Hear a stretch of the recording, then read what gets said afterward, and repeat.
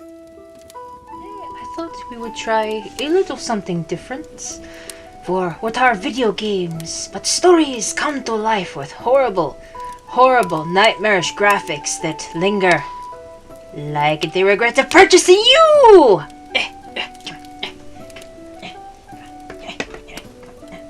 Wake up, we gotta work. Come on, yes, very good. Now stay. Okay. Alright. Anyway, today I thought we'd do a little reading from a video game. One of the things I've always admired about the Elder Scrolls series was their dedication, their frightening dedication to lore. Oftentimes in the gaming worlds you can find books upon books upon books, and I know you're thinking, what kind of nerd reads a book in a video game? I digress. Today I thought we'd read some stories from the land of Morrowind, which is mostly just monsters and hills, and there's like a volcano with ash vampires and stuff like that. Anyway, I thought we'd read some of the stories from there, and it's gonna be a good time. Let me just get those pulled up on my end. In case you're wondering, this is an authentic Game Buddy 3.4. One of my most prized possessions, pioneered by our Lord and Savior Betty White's right around the year sliced bread was invented. And no, before you ask again, she's not for sale. She's one of my prized possessions. Mwah! Okay. Anyway, our first story today is going to be Chance's Folly by Zilmak Golsh. Golsh? I don't know if that's a Redderin name, a written name, different people sent. Anyway.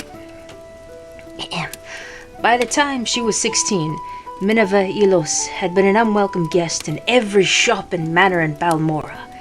Sometimes she would take everything of value within. Other times, it was enough to experience the pure pleasure of finding a way past the locks and traps. In either situation, she would leave a pair of dice in a prominent location as her calling card to let the owners know who had burgled them. Said who or whom? I don't know, I'm just a little possum. The mysterious ghost had become known to the locals as Chance. Let's call it back to the title. A typical conversation in Balmora at this time would go as follows. My dear, whatever happened to that marvelous necklace of yours? My dear, it was taken by Chance. The only time when Chance disliked her hobby was when she miscalculated, and she came upon an owner or a guard, or a ferocious garden possum. So far, she had never been caught, or even seen, but dozens of times she had uncomfortably close encounters. There came a day when it was, I'm watching you, punk, ruining my atmosphere. We push on. There came a day when she felt it was time to expand her reach. She considered going to Vivek or Anissis, but one night at the Eight Plates, she heard a tale of the Heron ancestral tomb, an ancient tomb filled with traps and possessing hundreds of years of the Heron family treasures. Okay, boop, stopping right here for just a second. It's a trap! Like, okay, yes, the ancestral tombs, when you would plunder them in Morrowind, yeah, most of the time they had a fantastic enchanted weapon, a little bit of gold here and there, and then skeletons, and undead, and undead skeletons, and lots of dead things. All of the dead things. Anyway, okay, Jones, let us see what you can do, my dear. The idea of breaking the spell of the Heron family tomb and gaining the fortunes within appealed to Chance, but facing the Guardians was outside of her experience. While she considered her options, she saw Ulster Moresby sitting at a table nearby, by himself as usual. He was a huge brute of a Breton who had a reputation as a gentle eccentric, a great warrior who had gone mad, and paid more attention to the voices in his head than to the world around him. If she must have a partner in this enterprise, Chance decided, this man would be perfect. He would not demand or understand the concept of getting an equal share of the treasure. If worse came to worse, he would not be missed if the inhabitants of the Hera tomb were too much for him, or if Chance found his company tiresome and elected to leave him behind. Now that's just ice cold. Like you, going out, I'm trying to have nah, it's fine. Just batteries, not myself. I want a cup of coffee. Anyway. Ulster, I don't think we've ever met, but my name is Minerva, she said, approaching the table. I'm fancying a trip to the Heron ancestral tomb. If you think you could handle the monsters, I could take care of unlocking doors and popping traps. What do you think? The Breton took a moment to reply, as if considering the counsel of the voices in his head. Been there, pal. Yeah, you just need more coffee. Finally, he nodded, mumbling. Yes, yes. Proper rock, hot steel, chitin, walls beyond doors, 53, 2 months and back. Splendid, said Chance, not the least put off by his mumbling. We'll leave early tomorrow. When Chance met Ulster the next morning, he was wearing...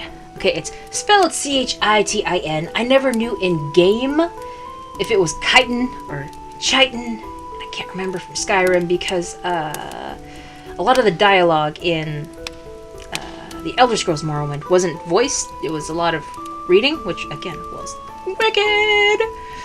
But I'm gonna call it chitin for this because that was always how I pronounced it in my little bosom head.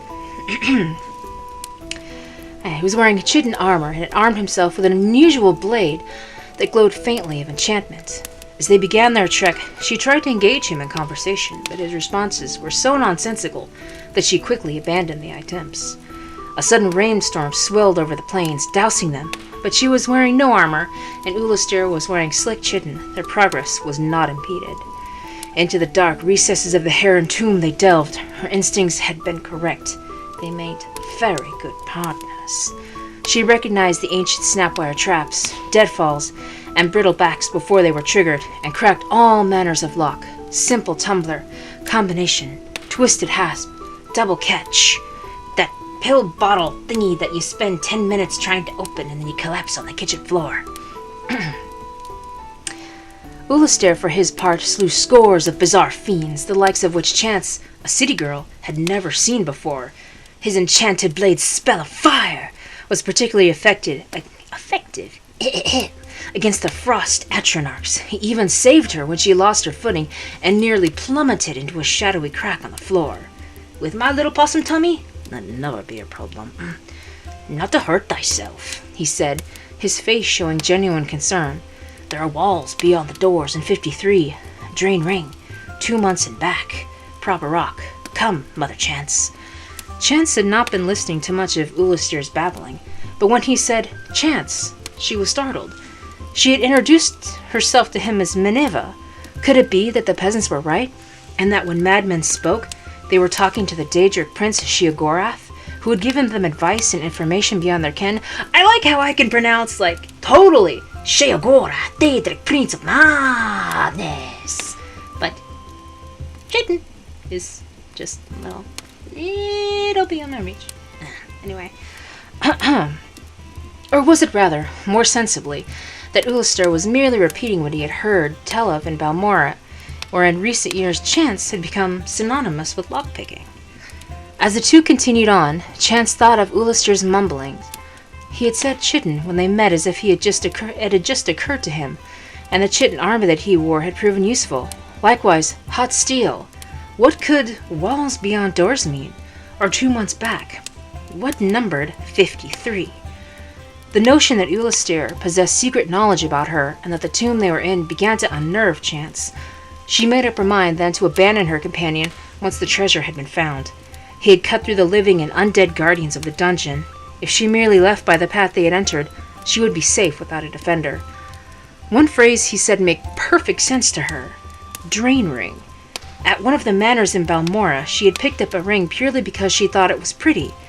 It was not until later she discovered that it could be used to sap other people's vitality.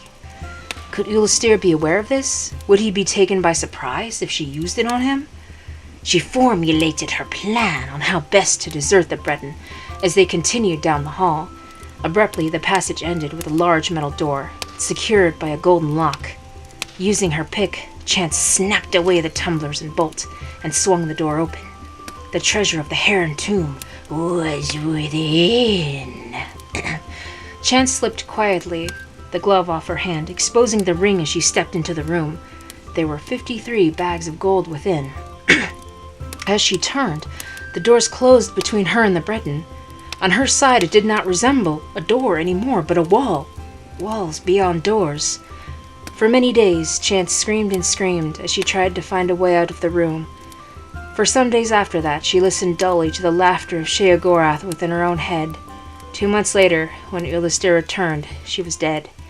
He used a rock to prop open the door and remove the gold.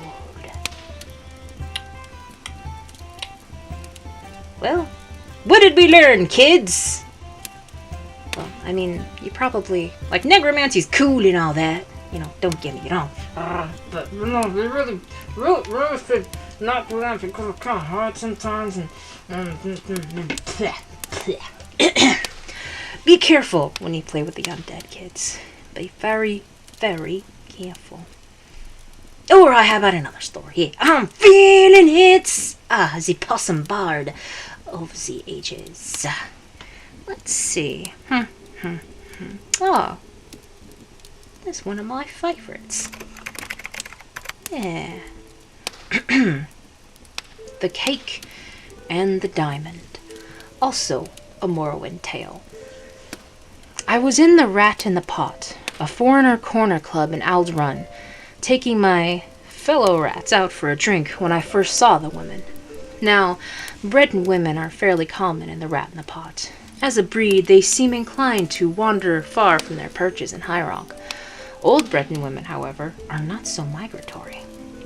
And the wizened old biddy drew attention to herself, wandering around the room, talking to everyone. Now that's a red flag right there. You're either vulnerable as heck, naive, and you don't know nothing. Kind of, like a possum. Or you're biting someone in. I see old bites, which is like when a great white shark is cruising around being sharky, you know? He looks calm. He looks chill until... He's not. Nimloth and Oedad were at their usual places, drinking their usual stuff. Oedad was showing off a prize he had picked up in some illicit manner. A colossal diamond, large as a baby's hand and as clear as spring water. You guys don't have inches? Are all your measurements done by width of baby? That's weird, man. I was admiring it when I heard the creaking of old bones behind me. "Good day to you, friends," said the old woman. "My name is Abel Shridite, and I am in need of financial assistance to facilitate my transportation to Ald Redania." "You want to see the temple for charity," said Nimloth curtly. "I'm not looking for charity," said Abel. "I'm looking to barter services." "Don't make me sick, old woman," laughed Oedad. "Did you say your name was Abel?" I asked. "Are you related to Abel of High Rock?" "Closely related," she said with a cackle. "We're the same person. Perhaps I could prepare you a potion in exchange for gold. I notice that you have in your possession a very fine diamond. The magical qualities of diamonds are boundless." "Sorry, old woman.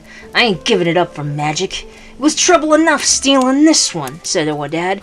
"I got a fence who will trade gold for it." "But your fence will demand a certain percentage, will he not?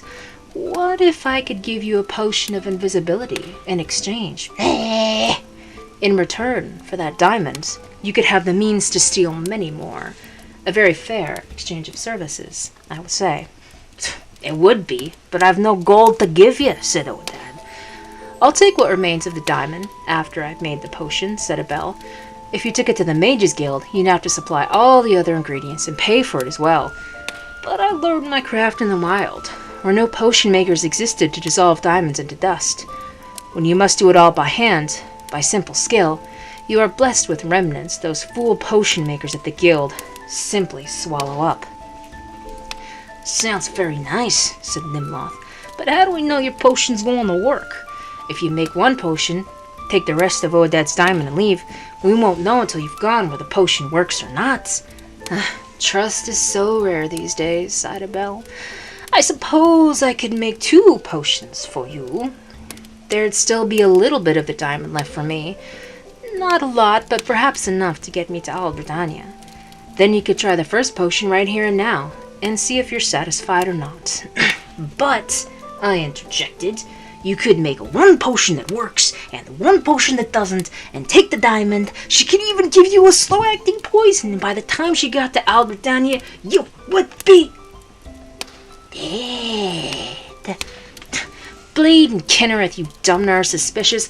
I will hardly have any diamond left, but I could make 2 potions of 2 doses each, so you can satisfy yourself that the potion works and has no negative side effects. If you still don't trust me, come along with me to my table and witness my craft if you like. That's one way you know ladies like heck around and see. So it was decided that I would accompany Abel back to her table where she had all her traveling bags full of herbs and minerals, to make certain that she was not making 2 different potions. It took nearly an hour of preparation, but she kindly allowed me to finish her half-filled flagon of wine while I watched her work. Splintering the diamond and powdering the pieces required the bulk of the time. Over and over again she waved her gnarled hands over the gem, intoning ancient enchantments, breaking the facets of the stone into smaller and smaller pieces. Separately, she made pastes of minced bittergreen, crushed red bulbs of Delarso spay, and driblets of Siciliani oil. I finished the wine. Old woman, I finally said with a sigh, how much longer is this going to take? You see this? I am playing the dead. I'm getting tired of watching you work. The Mages Guild has fooled the populace into thinking alchemy is a science, she said. But if you're tired, rest your eyes. My eyes closed, seemingly of their own volition. But there had been something in that wine, something that made me do what she asked. I think I'll make up the potion as cakes. It's much more potent that way. Now tell me, young man, what will your friends do once I give them the potion? Mug you in the street afterwards to retrieve the rest of the diamond, I said simply. I didn't want to tell the truth, but there it was. I thought so, but I wanted to be certain. You may open your eyes now. I opened my eyes. Abel had made a small presentation on a wooden platter. 2 small cakes and a silver cutting knife. Pick up the cakes and bring them to the table, said Abel, and don't say anything, except to agree with whatever I say. I did as I was told. It was a curious sensation. I didn't really mind being your puppet. Shh, private joke. Of course, in retrospect, I resented it, but it seemed perfectly natural at the time to obey without question. Abel handed the cakes to Odette, and I dutifully watched that both cakes were made the same way. She suggested that he cut one of the cakes in half, and she would take one piece and he'd take the other, just so he would know that they worked and weren't poisoned. Odette thought it was a good idea and used Abel's knife to cut the cake. Abel took the piece on the left and popped it in her mouth. Odette took the piece on the right and swallowed it more cautiously. Abel and all the bags she was carrying vanished from sight almost instantly. Nothing happened to Odette. Why did it work for the witch and not me? Cried Odette. Because the diamond dust was only on the left-handed side of the blade, said the old alchemist through me. I felt her control lessening as the distance grew, and she hurried invisibly down the dark Aldern street away from the rat in the pot. We never found Abel, or the diamond. Whether she completed her pilgrimage to Albritannia is anyone's guess. The cake had no effect, except to give Odette a bad case of droops that lasted for nearly a week. And that, ladies and gentlemen, is why you do not heck around with old ladies, especially alchemists. I mean, look here, I can barely go on this to even stay right there, and then I have to disturb Mr. Burns over there, and it's just, it's crazy, it's crazy. I nearly scratched my game body. Well, anyway, I do hope that you guys have enjoyed this story time. Maybe in the future we will find more. There's certainly a ton additional stories in Skyrim and Morrowind and Oblivion that we could look into. Thank you for joining me. Stay awesome. Stay possum.